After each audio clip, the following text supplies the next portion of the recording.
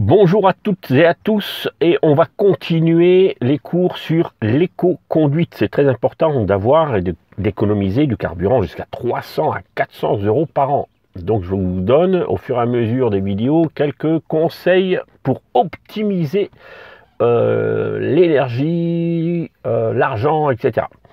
La planète, tout ce que vous voulez. Bon, alors, on avait vu déjà qu'il y avait le avant rouler, pendant la conduite et après. Donc, avant de rouler, on va gonfler les pneus à toc. On avait déjà vu cette vidéo, revisionner si vous l'avez déjà vu, revisionner, prenez des notes. On avait vu également que pour faire le plein, il y a quelques consignes. On avait vu également qu'on peut, même les dames, on peut vérifier de temps en temps le filtre à air. Il ne faut pas qu'il soit noir, complètement noir, parce qu'il a besoin de, cette voiture a besoin de respiration. Donc on va l'aider à respirer en changeant, c'est pas cher, entre 5 et 10 euros, le filtre à air où on va de temps en temps nettoyer, ça fait du bien. C'est comme un filtre d'aspirateur. Ensuite, on va continuer maintenant. Maintenant, on veut rouler. On va aller au travail. Alors, plutôt que de prendre les bouchons, donc on va dire que le thème d'aujourd'hui, c'est optimiser le trajet. Pour optimiser le trajet, on ne va pas partir lorsqu'il y a des bouchons. Donc, on ne va pas partir à 7h30, 8h moins quart et être pendant 1 heure dans les bouchons. Si possible, on va partir plus tôt pour éviter les bouchons. Deuxièmement, si ce n'est pas possible, vous n'êtes pas des leftos, alors on va essayer de prendre un itinéraire beaucoup plus dégagé. Même si c'est plus long, le fait qu'on ne va pas toujours s'arrêter, redémarrer en première, deuxième, ça c'est très énergivore. On dit énergivore lorsque ça consomme beaucoup d'essence. Donc on va changer le trajet, on va faire un trajet peut-être plus long, mais beaucoup plus tranquille. Donc on va optimiser le trajet. Maintenant, on va éviter, par exemple, moi j'ai ça. Ça c'est pour mettre les appareils, les smartphones. Donc on va éviter au maximum d'utiliser les deux. Plus on va brancher les appareils électriques, plus on va consommer. Donc éviter si possible, bien sûr. Moi, je l'utilise quand je fais des longs trajets et que mon smartphone, par exemple, j'utilise le GPS. Souvent, je le mets à toc à la maison et j'utilise au minimum cet appareil. Maintenant, si vous en utilisez 2 pour votre épouse et pour vous, vous allez bien sûr consommer un peu plus. Donc, évitez tous les accessoires électriques. Autre chose, troisième et dernier point, le préchauffage. Vous avez pris l'habitude, surtout lorsqu'on est, nous, les anciens, on a pris l'habitude de préchauffer la voiture, surtout en hiver, mais vous avez tendance à le faire également en été. Mais que ce soit en hiver ou en été, il n'y a pas besoin de préchauffer le véhicule. On a tendance, nous, allez, point mort, frein à main, on met le moteur en route et on laisse tourner pour faire chauffer le moteur. On va à la maison, on prend son petit café, son petit déjeuner, et on se dit, le moteur, il va se réchauffer tout doucement. Il n'y a pas besoin. Il n'y a pas besoin de préchauffer sur les véhicules modernes. Il n'y a pas besoin de rester 1 minute, ni 2 minutes, ni 3 minutes. Donc, vous voulez ou bien attendre son épouse qui est en train de se maquiller, etc. Voilà, alors on est là dans la voiture, on met en route et on l'attend, et on attend, et on lit son journal, et on attend le moteur allumé. Non, non, non, non, non. Il n'y a pas besoin d'attendre le moteur éteint. Je vous ai déjà dit plusieurs fois dans les lives, lorsqu'on laisse le moteur allumé, durant environ 1 heure, le moteur allumé, d'accord, c'est comme si on avait consommé un demi-litre. Alors vous me direz, un demi-litre, c'est rien. Allez, on va dire que c'est 50 centimes, 70 centimes. Mais ça, toute l'année. Si vous prenez l'habitude de laisser le moteur allumé à chaque fois que vous allez partir, quand vous attendez une personne, ou vous êtes, même d'ailleurs au feu rouge, quand on dit en éco-conduite, lorsque vous connaissez, ce qui est important, c'est de connaître d'ailleurs, les feux rouges, et vous chronométrez à chaque fois. Il y a des feux rouges, c'est toujours le même temps de passage du rouge au vert. Si vous connaissez le feu rouge, et vous savez, moi je connais dans ma région, dans mon coin, je connais tout par cœur, les feux rouges. Et alors, je sais, les feux rouges où je dois éteindre mon moteur, lorsque le feu rouge dure plus de 1 minute, on va éteindre le moteur. D'accord? On va éteindre le moteur.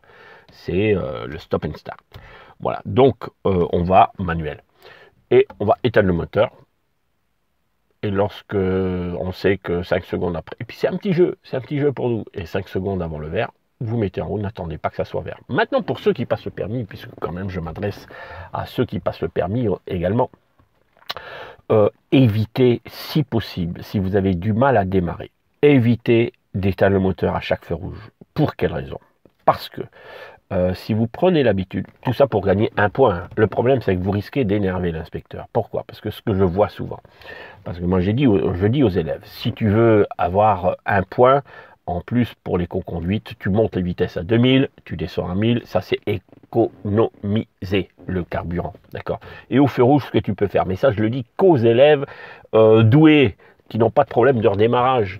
Et les personnes qui ont beaucoup de problèmes pour démarrer, qui risquent de caler, qui stressent de trop, je leur dis, mets ton point mort, tu lâches l'embrayage, tu laisses le pied sur le frein au feu rouge. Voilà. Mais n'éteins pas le moteur. Pas forcément. Pourquoi? Le problème, ce que je vois souvent à l'examen, même les élèves qui sont doués, où je leur dis, tu peux faire ça au permis, il n'y a pas de souci, c'est économie, tu économises du carburant, il n'y a pas de souci, tu peux avoir un point. Mais si tu cales après, tu as perdu ton point d'économie.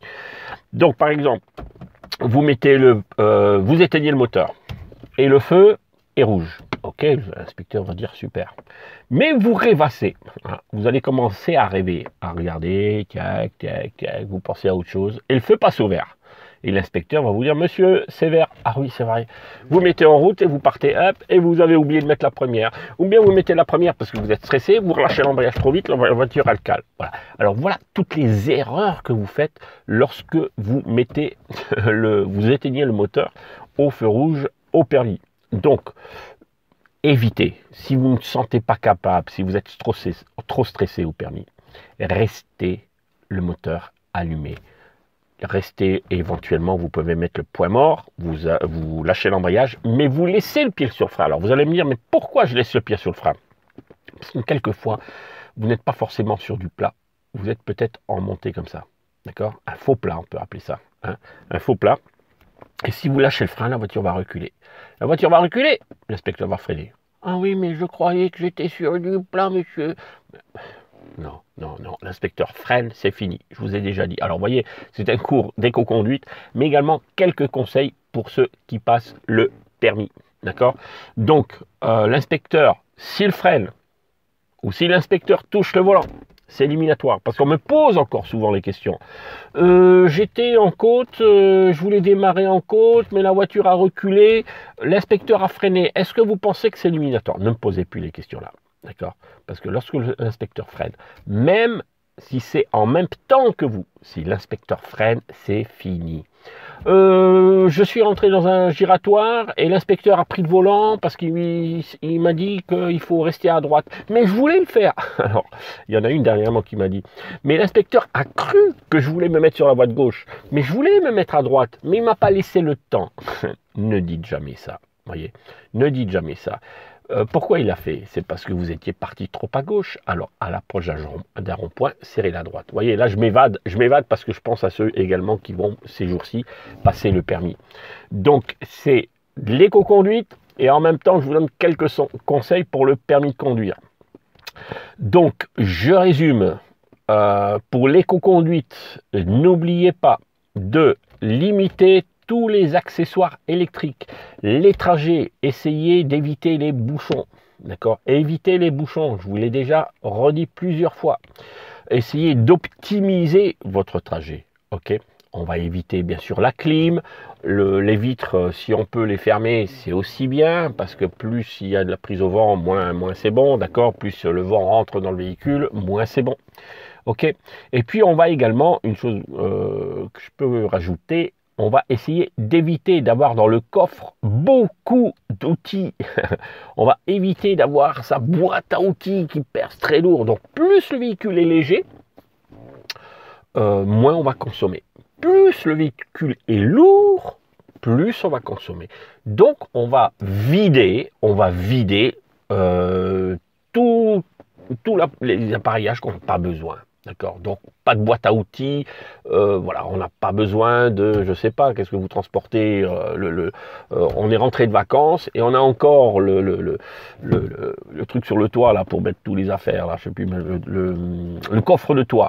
On va l'enlever tout de suite, hein, le coffre de toit, etc. On va enlever les vélos, tout ce qu'on a, les valises. Voilà, on vide la voiture. Quand on roule, plus on vide, plus on est léger, moins on va consommer. Voilà pour ce petit cours d'aujourd'hui sur l'éco-conduite. Si vous mettez en application tout ce que je vous ai dit là, vous allez bien sûr moins consommer, gagner de l'argent. Ok, et j'en continuerai. Demain, je vous fais encore une petite vidéo sur des conseils encore. Regardez toutes les vidéos que j'ai mis précédemment. Et n'oubliez pas de partager, de liker si vous aimez, de vous abonner et d'appuyer sur la clochette. Parce que beaucoup me disent, oui, mais je ne sais pas quand est-ce que vous êtes dans les lives. C'est parce qu'il faut appuyer sur la clochette à côté de abonnement. Voilà, alors je vous dis bonne chance à ceux qui vont passer le permis. Soyez relax, pas stressés. Et à demain pour une autre vidéo.